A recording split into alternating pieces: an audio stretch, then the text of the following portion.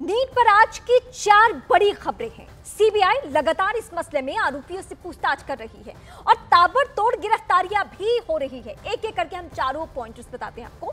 इस मामले में झारखंड के हजारीबाग में ओएसिस स्कूल के प्रिंसिपल गिरफ्तार हो चुके हैं और वाइस प्रिंसिपल को भी गिरफ्तार किया गया है, जिनकी भूमिका संदेहास्पद है, जिनकी आज पटना की सीबीआई कोर्ट में पेशी है। दूसरी बड़ी खबर है, बिहार ईओयू ने जिन 13 आरोपियों को गिरफ्तार किया था, उनसे आज सीबीआई बेऊर जेल में पूछताछ कर रही है। इसके अलावा नीट धांधली के लातूर मॉड्यूल का मास्टरमाइंड गिरफ्तार हो चुका है। सीबीआई ने गंगाधर को उत्तराखंड के मसूरी से पकड़ा है। वहीं गुजरात के गोधरा मॉड्यूल पर भी सीबीआई ने गुजरात में एक्शन तेज कर दिया है। राज्य के 4 ऐसे जिले हैं जहां 7 जगहों पर सीबीआई सर्च ऑपरेशन इस वक्त भी कर रही है। बिहार नीट पेपर लीक मामले में सीबीआई ने जिन 5 लोगों को गिरफ्तार किया, उन सबको मेडिकल के लिए अस्पताल लेकर पहुंची है टीम सीबीआई की। झारखंड के हजारीबाग में ओएसिस स्कूल के प्रिंसिपल एहसानुल हक, वाइस प्रिंसिपल मोहम्मद इम्तियाज, इनका साथ देने वाले पत्रकार जमालुद्दीन और छात्रों को पटना की सेफ हाउस तक पहुंचाने वाले मनीष प्रकाश और मनीष को रेंट पर जिस आशुतोष ने इस नाम के आदमी ने दिया था, उसे सीबीआई ने गिरफ्तार कर लिया है और उनका मेडिकल इस वक्त करवाया जा रहा है। ये फिलहाल हम तस्वीरें आपको दिखा रहे हैं जहां सीबीआई की टीम ने गिरफ्तारियां की हैं और पहले से भी कई गिरफ्तारियां हुई हैं 13, जिसमें से बेऊर जेल में आज के दिन ही पूछताछ सीबीआई की टीम कर रही है। राउस एवेन्यू कोर्ट में भी पेशी होनी है। ये इस मामले की यानी नीट पेपर लीक मामले में हजारीबाग से दिल्ली और दिल्ली से गुजरात से लेकर जो भी डेवलपमेंट है, इस वक्त हम आपको सिलसिलेवार तरीके से बता रहे हैं। एहसानुल हक, 2 प्रिंसिपल और वाइस प्रिंसिपल की गिरफ्तारी, पत्रकार की भी एंट्री हो चुकी है, उसकी भी गिरफ्तारी हो चुकी है, जिसने सेफ हाउस तक पहुंचाया उसकी गिरफ्तारी हो चुकी है। और ये सब ऐसे चेहरे हैं जिससे पूरे नेटवर्क का पता चलने वाला है कि ये लोग कहां से कैसे राज्य दर राज्य इस नेटवर्क को साल दर साल बढ़ा भी रहे थे। और अब इन सब से पूछताछ में उस चेहरे तक भी पहुंचा जा सकेगा जिसने दिल्ली से मदद की है इन सभी को। अब इस वक्त हम आपको बताते हैं कि कैसे हजारीबाग से ये पेपर लीक हुआ। दरअसल 9 बक्सों में प्रश्न पत्र अहमदाबाद से हजारीबाग भेजे गए थे। इन्हीं में से एक ऐसा बक्सा था जिसके छेड़छाड़ करके एक बुकलेट निकाल ली गई और उसकी कॉपी करने के बाद फिर बुकलेट वापस रख दी गई। ये पूरा प्रोसेस आप समझ रहे हैं। जिस बुकलेट का लिफाफा फटा हुआ मिला, उसी बुकलेट की जली हुई कॉपी पटना में आरोपी अमित आनंद के घर पर मिली थी। अब सवाल बाकी है कि ये टेम्परिंग कब की गई, कुरियर ऑफिस से बैंक ले जाते वक्त या फिर हजारीबाग सेंटर ले जाते वक्त। कहां पेपर निकाला गया, इसकी पड़ताल इस वक्त की जा रही है। अब आइए आपको पेपर लीक की इनसाइड स्टोरी बताते हैं कि ये पेपर लीक दरअसल हुआ कैसे। पेपर लीक मामले में शक ओएसिस स्कूल के प्रबंधन पर है, क्योंकि पेपर लीक होने की सबसे ज्यादा आशंका वहीं से जताई जा रही है। इसमें 2 आशंकाएं हैं, वो मैं बताती हूँ आपको। पहली ये स्कूल पहुंचने के बाद पेपर लीक हुआ हो, और दूसरी आशंका ये कि बैंक से स्कूल पहुंचने के बीच पेपर लीक हुआ हो।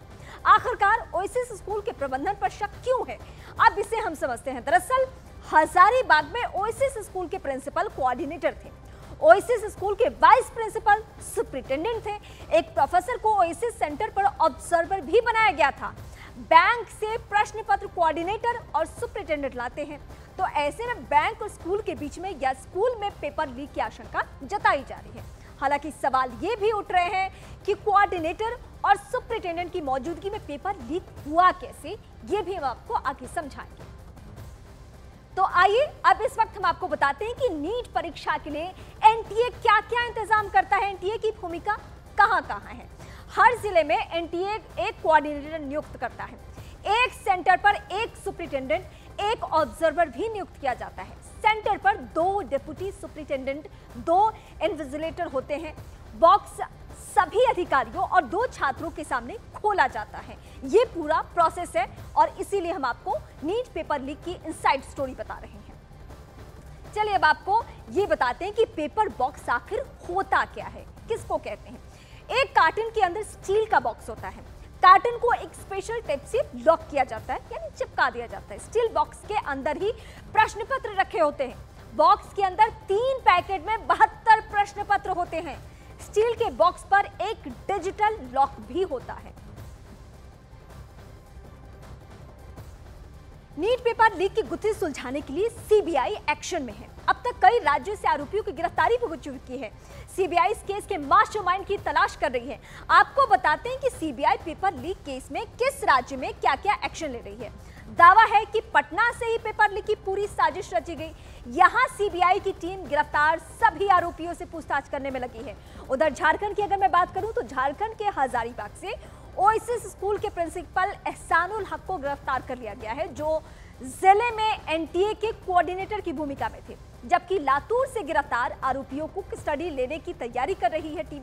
वहीं आरोपियों के शिकंजा कसने और पेपर लीक की कड़ियों को जोड़ने के लिए सीबीआई की टीम गुजरात में गोधरा समेत 7 जगहों पर सर्च ऑपरेशन आज चला रही है।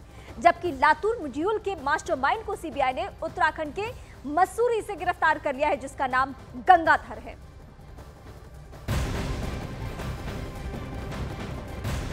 नीट मामले में गुजरात में सीबीआई 7 जगहों पर सर्च ऑपरेशन कर रही है। गुजरात के 4 ऐसे जिले हैं जहां सर्च ऑपरेशन इस वक्त भी जारी है। गोधरा, खेड़ा, आनंद, अहमदाबाद, ये ऐसे जगह जहां पे सर्च ऑपरेशन इस वक्त भी जारी है। और सीबीआई की टीम को तलाश है वैसे चेहरों की जिनकी भूमिका बहुत महत्वपूर्ण है और जिनकी गिरफ्तारियां अभी तक हुई है, उनसे पूछताछ में भी अलग अलग राज्यों के बारे में भी जानकारी मिल रही है। मसूरी से आज गंगाधर की गिरफ्तारी, और इस गिरफ्तारी से भी संभवतः कुछ ऐसे राज जरूर मिलेंगे जिससे टीमें जहां जहां सर्च ऑपरेशन कर रही है वहां वहां भी सफलता मिले। यानी गुजरात के 4 जिले, 7 शहर, वहां पे इस वक्त सर्च ऑपरेशन जारी है और शाम होते होते तक कुछ ऐसी खबरें वहां से भी मिलनी है।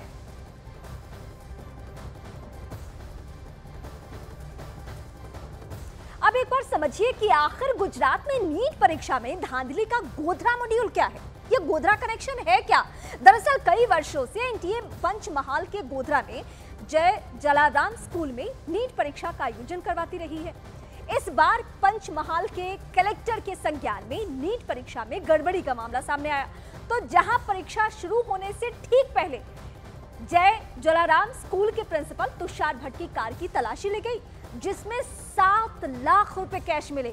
और कैश के बारे में पूछताछ करने पर आरिफ बोहरा नाम के एक बिचौलिए का नाम सामने आ गया। ये भी बात सामने आ गई कि वडोदरा के रॉय ओवरसीज नाम की एजुकेशन कंसल्टेंसी कंपनी के मालिक परशुराम शर्मा से उसे 16 छात्रों की सूची मिली थी। इस पर 8 मई को गोधरा तालुका के पुलिस स्टेशन में मामला दर्ज कराया गया, जिसमें पुलिस ने वडोदरा में रॉय ओवरसीज कंसल्टेंसी के प्रबंधक परशुराम रॉय को गिरफ्तार किया। उससे मिले कंप्यूटर, मोबाइल को जब्त किया गया। बाद में इस मामले में चौंकाने वाला खुलासा होता है। और ये खुलासा क्या था? ये खुलासा सामने ये आया कि करोड़ों रुपए के चेक और ऑनलाइन ट्रांजैक्शन हुए हैं। ब्लैंक चेक भी मिले हैं। वहीं इस मामले में आरोपी आरिफ बोहरा को भी पुलिस ने राजस्थान के बांसवाड़ा से गिरफ्तार कर लिया है। पुलिस की जांच में विभोर आनंद नाम के एक व्यक्ति की भूमिका सामने आई, जो मूल रूप से बिहार का रहने वाला है लेकिन वडोदरा में रहता है। इस केस में यह भी पाया गया कि आरोपियों ने छात्रों से सेटिंग ऐसे की थी कि परीक्षा के बाद वे छात्रों के ओएमआर शीट को भर देते और परीक्षा में पास कराने की गारंटी भी देते। महाराष्ट्र के लातूर में नीट में गड़बड़ी करने का मुख्य आरोपी गंगाधर उत्तराखंड के मसूरी से पकड़ा गया है। सीबीआई की टीम ने आरोपी गंगाधर को गिरफ्तार कर लिया है। आरोपी गंगाधर हरियाणा के गुरुग्राम में रहता है और महाराष्ट्र के सांगली का मूल निवासी है। गंगाधर 25 जून को देहरादून घूमने पहुंचा था, जहां मसूरी से गंगाधर को गिरफ्तार किया गया है और उससे सीबीआई पूछताछ कर रही है। तो गंगाधर की गिरफ्तारी आज की सीबीआई की बड़ी सफलता है, क्योंकि अब गंगाधर की गिरफ्तारी के बाद तय ये हो गया है कि आने वाले वक्त में जो हरियाणा कनेक्शन भी सामने आया है, जिस तरीके से इस वक्त हम आपको अलग अलग राज्यों और सेंटर की कहानी बता रहे हैं, वैसे हरियाणा की तस्वीर भी साफ होगी। और इसके बारे में ये कहा जा रहा है कि ये गुरुग्राम में रहा करता था। नीट परीक्षा में धांधली का एक मामला महाराष्ट्र के लातूर का है, जहां अलग तरीके से धांधली को अंजाम दिया जा रहा था। इस मामले में महाराष्ट्र एटीएस ने कार्रवाई की और 2 टीचर्स को गिरफ्तार किया। एक का नाम जलील उमर खान पठान है, दूसरे का नाम संजय तुकाराम जाधव है। तुकाराम जाधव सोलापुर के एक जिला परिषद स्कूल में टीचर था, जबकि पठान काटपुर गांव के स्कूल में टीचर है।